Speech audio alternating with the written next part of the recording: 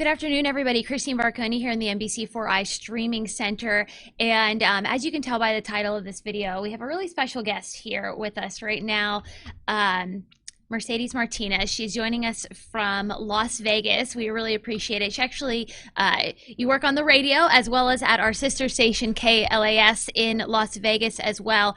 And we're trying to help her track down a group of people who drove with her dad from Omaha, Nebraska to the Denver, Colorado area on September 11th, 2001. But his journey begins in Ohio. And Mercedes, take it away. Tell your story.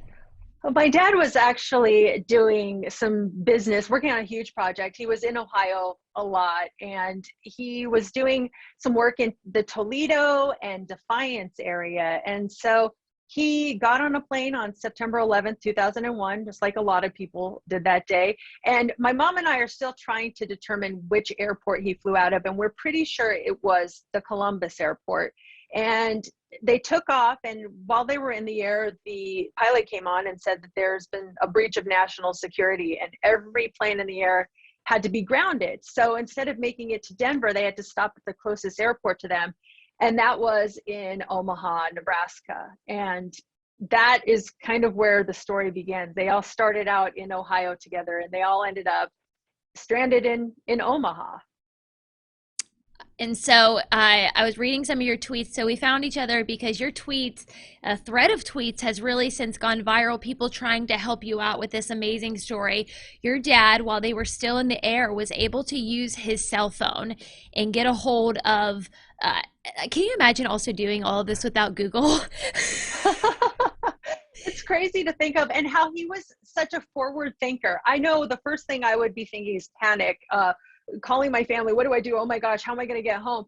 But yeah, my dad, he called the rental car company and he said, not, I need a small compact car to drive to Denver. He said, I need the biggest van that you have, and I need it immediately. So when he actually landed, he got off the plane, went right there to the rental car company, got a big white van and parked it in the passenger pickup area, went back into the airport in Omaha, and he found a box that was trash right next to the trash can, ripped off the side of it, asked the ticketing agent if he could borrow a Sharpie, and he wrote "going to Denver" in all capital letters, and he just stood there and held it.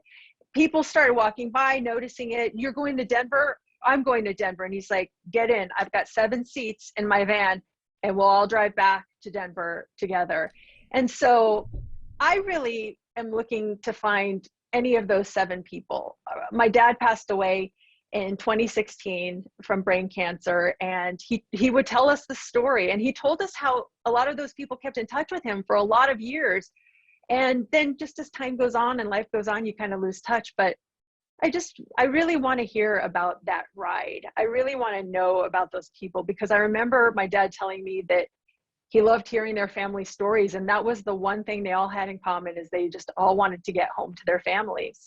And so we're thinking people here in Ohio, here in central Ohio, and for all of those who are watching from around the state might be able to help, because obviously the flight that he was originated on was from Ohio to Denver. So if you're thinking September 11th, 2001, and you have family who were flying out to Denver, just brainstorm and think. Or if you recognize him, we have a photo of him in the story that is linked. If you're watching on NBC4i.com, you can scroll down and see that. Or if you're watching on Facebook, you can see the photo in the description of this story. His name was Emilio, you said?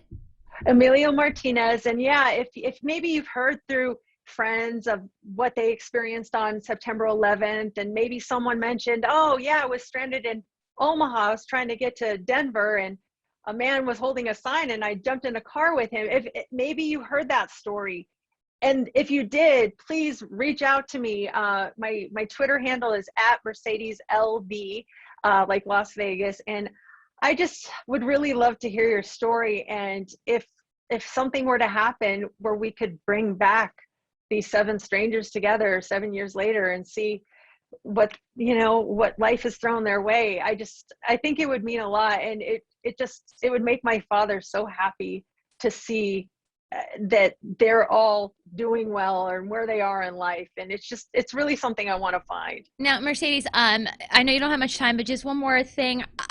We can tell by this story that your dad was such a selfless guy, such a forward thinker. But something that stood out to me, whenever you were describing the situation in the tweets, he didn't just drive them to Denver and say, you know, have your families come to my house to pick you up. I'm done driving from here.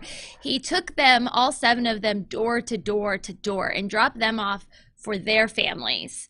And yes, that's something I talked to him about. I said, why didn't you just drop everyone off at like Mile High Stadium, or, you know, find a spot in downtown Denver? And he said, after everything that we had been through and everything they had been through and we were tired, he said, I just wanted to make sure that they all got home safe. He said, I would never have forgiven myself if I would have left them and then they would have been stranded there. So he took everyone to their home. And I remember he said, and I watched them all walk through their front door to make sure they got in okay. That makes me have chills. It's just amazing. People talk about, you know, September 11th and September 12th and what the days were like, and I think this is just kind of a perfect example of it. So Central Ohio, if you are watching and you recognize this story, please get in touch with Mercedes. She would love to talk to you guys about her dad and what you guys all experienced that day together. All right, more information on NBC4i.com. We've got Mercedes' contact information there as well. And thank you so very much for talking to me today. Well, thank you to you and the good people of Ohio that are going to help spread this message. I appreciate it so much. See you later.